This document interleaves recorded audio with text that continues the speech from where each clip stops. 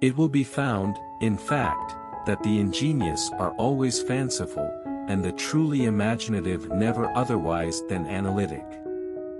I continued, as was my wont, to smile in his face, and he did not perceive that my smile now was at the thought of his immolation.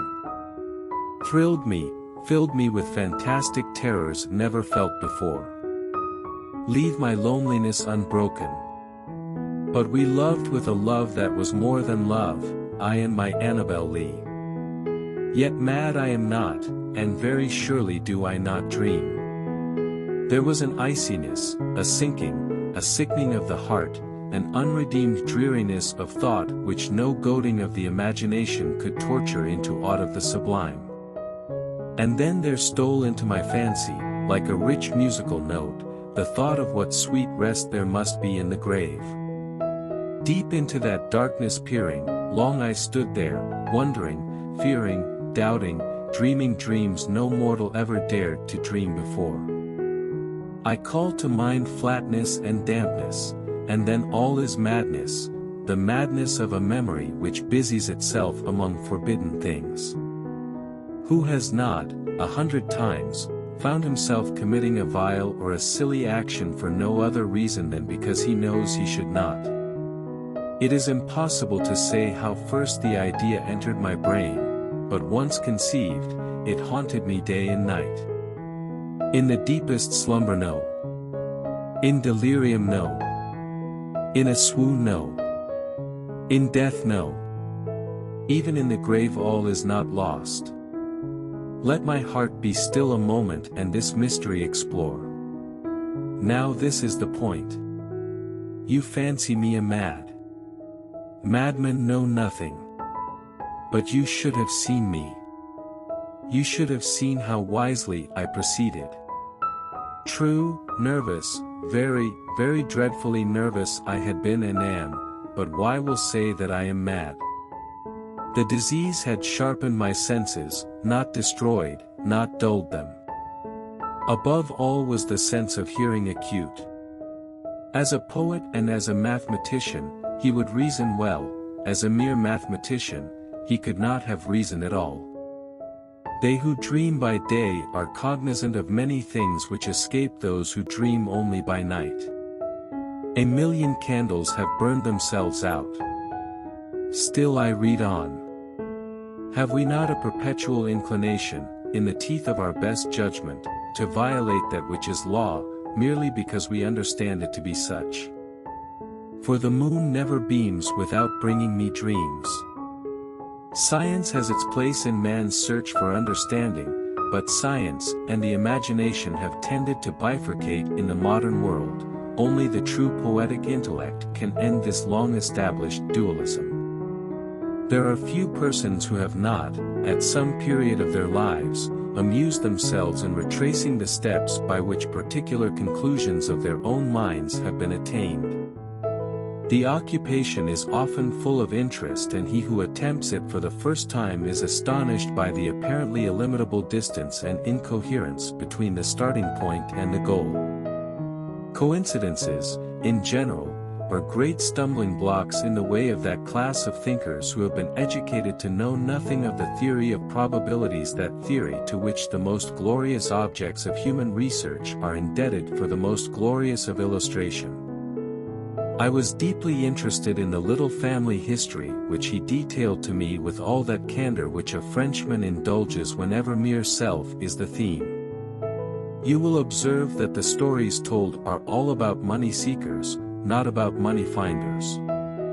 That is another of your odd notions, said the prefect, who had a fashion of calling everything odd that was beyond his comprehension, and thus lived amid an absolute legion of oddities. How they scream out their affright! What a horror they outpour! And this I did for 7 long nights, every night just at midnight, but I found the eye always closed, and so it was impossible to do the work, for it was not the old man who vexed me, but his evil eye. I knew what the old man felt, and pitied him, although I chuckled at heart. It was a low, dull, quick sound, much such a sound as a watch makes when enveloped in cotton. And it was the mournful influence of the unperceived shadow that caused him to feel, although he neither saw nor heard, to feel the presence of my head within the room. A watch's minute hand moves more quickly than did mine. True. Nervous, very, very nervous I had been and am, but why will you say that I am mad? Almighty God, no, no. They heard, they suspected, they knew, they were making a mockery of my horror, this I thought, and this I think. It is impossible to say how first the idea entered my brain, but once conceived, it haunted me day and night. And have I not told you that what you mistake for madness is but over-acuteness of the sense? And every night, about midnight, I turned the latch of his door and opened it, oh so gently.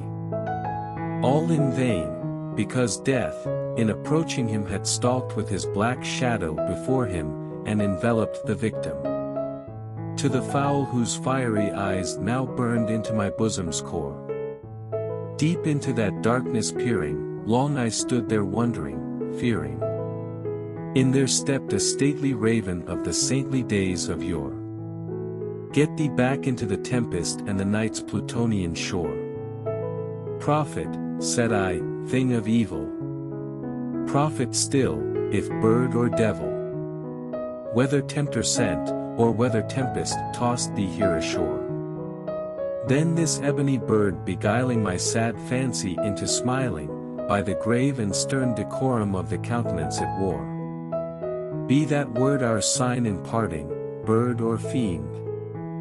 I shrieked, upstarting.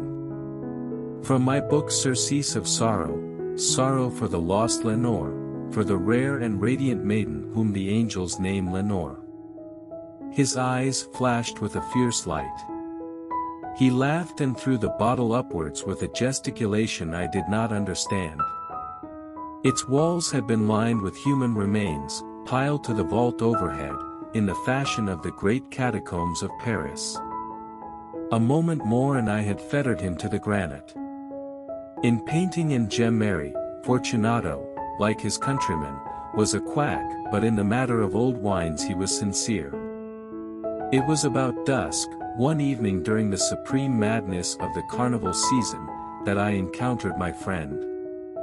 The 1,000 injuries of Fortunato I had borne as best I could, but when he ventured upon insult, I vowed revenge. At length I would be avenged, this was a point definitely settled, but the very definitiveness with which it was resolved precluded the idea of risk. I must not only punish but punish with impunity.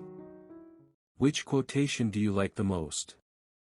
Don't forget to subscribe.